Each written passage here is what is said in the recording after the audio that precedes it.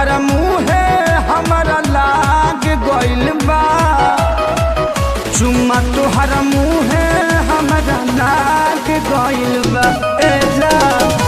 तो भैया खेसारी हो 15-16 साल के उम्र में कुंवारे में जब कुंवार कोनो लड़की चुम्मा देले ना तो वही को उहे हाल वाला जौन तुहार हाल भइल बा। वहू के जब कोनो लड़की एक बार चुम्मा चिखा देले ना तो ओकर जियल दुश्वार हो जाला, खाना पीना खाइल सब हराम हो जाला, काहे कि ओके हर रोज चुम्मा का जरूरत पड़ जाला। तो वही के कहल जाला कि लव का बीमारी।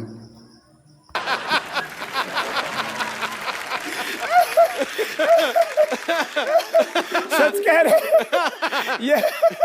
ये तो आंधी पानी के तनवाएगा आड़ा रहूंगा, रूखा सूखा खा के दर पे पड़ा रहूंगा। देखला एगो चुम्मा में कितना पावर बा।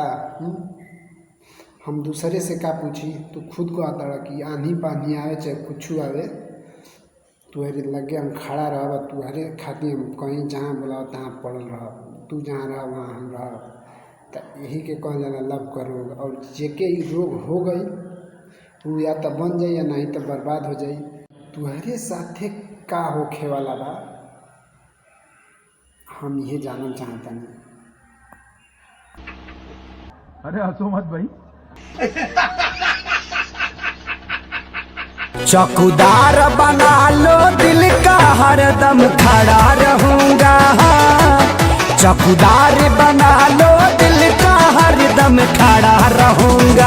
मतलब इतना दिन गिर गई बा कि तू चौकीदार बन चाहता ला, वॉचमैनी का नौकरी, नौकर बनना चाहता ला ऊपर। इतना प्यार में भूत हो गई बड़ा, इतना प्यार में पागल हो गई बड़ा। लोग कहीं बाथरूम साफ करेंगे तो बाथरूमों साफ करबा, लेकिन तू के तुहार प्यार चाहिए का बा ओकरे अंदर। जौन सेटिंगवा ओकरे अंदर बा उ सेटिंगवा हर एक लड़की के लगे मिली, तो तू ओकरे खातिर काहे इतना गिरत रह। जब नइखे उ कबूल करत तो ओकरे पीछे भागले का जरूरत नहीं बा, दूसरा दुआर देखा।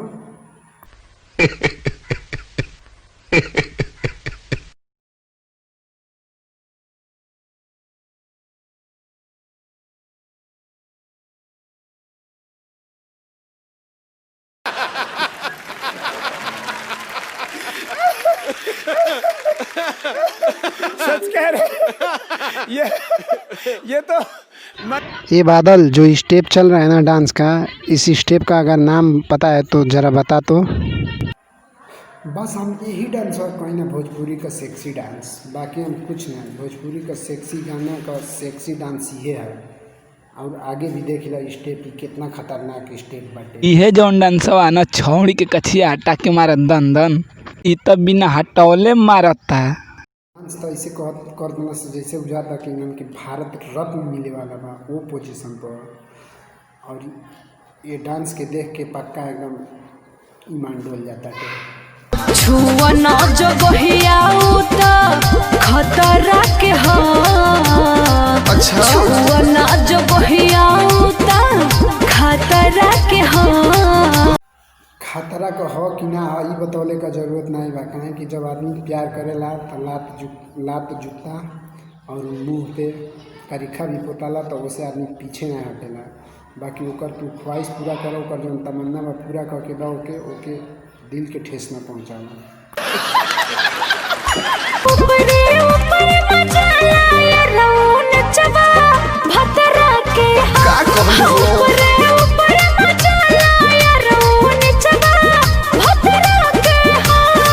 मरवाड़े के शौक इतना बा, प्यार करे के शौक इतना बा, लेकिन ऊपरे मजा ला और नीचे भतारा के हो।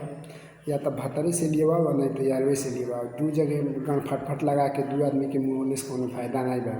और जब प्यार कैले बारे तो पूरा खुला घूम लिएवा मरवा। तो बचपन से आदत बाटे घूम के गंदा खैले का तो खो भतारा के में मत सान, कहें कि तोरे भतार के में कोनो दोष नहीं हो। तोरे भतार नहीं काले कि जो 12 बजे राती का फलाना से लिएवा कहिए हमारे खातिर कुछ बचा दिए। तो जब तो के मरवावे की आदत पड़ गई बा तो मरवा, अब खुद के मरवा।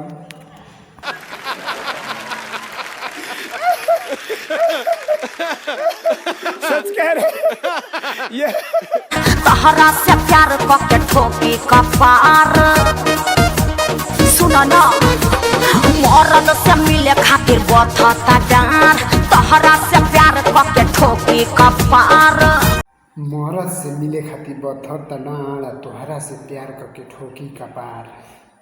अरे तो यार से मरवाओ ना गाँव देखो कहीं मारी ना ऐसा गाँव मार दी कि तोर 9 दिन का 9 महीना तक दर्द ढोए के पड़ी 9 महीना के बाद वो दर्द ठीक हुई वो दर्द ठीक हुई तो इतना कुछ ना कुछ तो के उपहार मिली दर्द ठीक हुई दर्द तैयार से गाँव मारा वो भातार की याद मत कर कबे कहीं भातार की याद कर भी छान के रेला जाइबे दिमाग हो जाए ठंडा।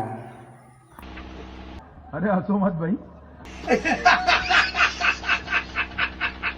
चल हम तेल लेके आवो तनी हम लेके बारो को हम बतावो तनी चल हम तेल लेके आवो तनी तो कहत ना कि हमके भतारे के याद आता यार इस काम लेके चला तो देख तो बात सुन के तोर यार मरद जवान इतना मरद बा मोछी पर ताव देता आ कहता कि कहाँ मिले के बा चल हम बतावो तनी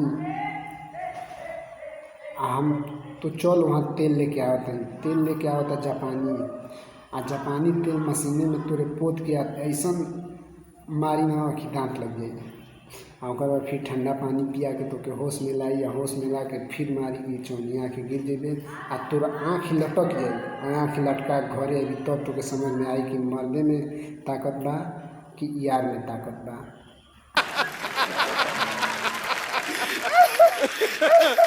सच कह रहे ये यही डांसवा के नाम कहीं ना भोजपुरी का सेक्सी डांस और देखो यही के अश्लील डांस कहल जाला। देखो एकदम के तरह ढोड़ी सुहरावता आ कबो छाती पर हाथ फेरता एकर मुँहवा देखा जैसे बुझाता टे कि एकदम पूरा एकदम जोशिया गर्मा गइल बिया। एकर अंदर इतना गर्मी बा कि अगर एकर गर्मी बाहर आए तो कई गो घर के आग लगा दी। एकर ख्वाहिश बहुत लंबा चौड़ा बा। सच कह रहे गाँव से ले जाइल बाड़ो हमके भगा के शादी कोई ले लो रखले बड़ो तू छुपा के रोड पर दिखाई।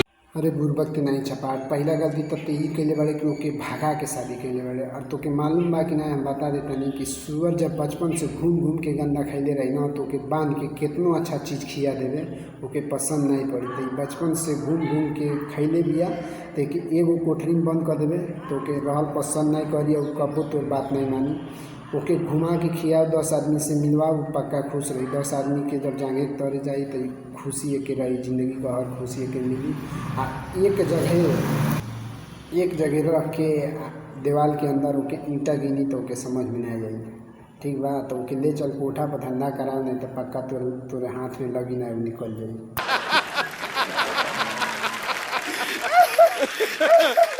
सच कह रहे ये अब तो राउर पापा जानिए गए लोग तनी फोन लगा के पूछी ना। ए हमरा पापा के काहे टेंशन लेत रही अभी फोन लगावतन।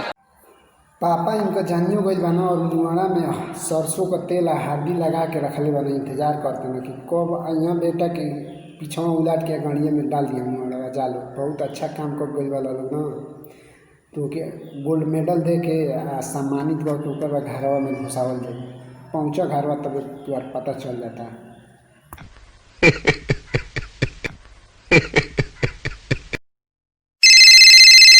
हेलो हेलो पापा पाए लगे तनी खूब कनकनाए रहो। अरे बुर्बक चपाट शेर से सियार कैसे हो गई रे का प्रॉब्लम हो गई तुके? काहे रोता देखो ना जो सब बियाह क के लेके आ रहनी अनु वो अब दूसरा के संग भाग गइल पापा। का कहले भाग गए हाँ ठीक भइल तो के बुर्बक लंठ कहीं काम पहला ही कहानी है कि 10 गो संगतियन लाओ संगतियन के बोला के लाओ बोला के दोनों गोड़वा छान के कर आ रोज रेलवा तेहू रेल तब तोर साथे जिंदगी भर रही है तो खुश रखी नहीं तो छोड़ के भाग गई अब बेहाल भइल बा छोड़ के गई तब रोवत ले रोले से कोनो फायदा नहीं कि दूसर दुआर देखते हैं।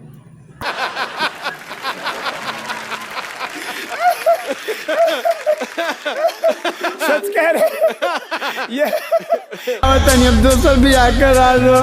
अरे तोरा के कौन अपन बेटी दी रे? कौन लड़की से बियाह कर लंगल उचर आनहर से हाथाना गिर गइल हमार लइका होके जाए बाप। जब अंगूरी चाटे के तरीका मन में न रही या लाड़ चाटे के ठीका ले ली हाँ तो वो ठीका में घटे होखे वाला बा। तो तब कम गिरल बनाबी तो घूम घूम गाँड मरवाई हम ठीक बा। नहीं तो इज्जत इतने बा कि इनका कहीं शादी करा दो लंगड़ लूज जैसन भी होके बैठा खिए हगीत फेंकिए लंगड़ रहता आनर रहता होके सब क्रियाक्रम करी हम वही लायक बा ना नाती। तो जब वह हाल बा कि बकरी मुटाले तो लकड़ी चबाले तो वह हाल इनकर रहा। ज़्यादा प्यार वसल ना आ प्यार गाने में घुस गए कुल प्यार का भूत उतर गए। अरे हंसो मत भाई।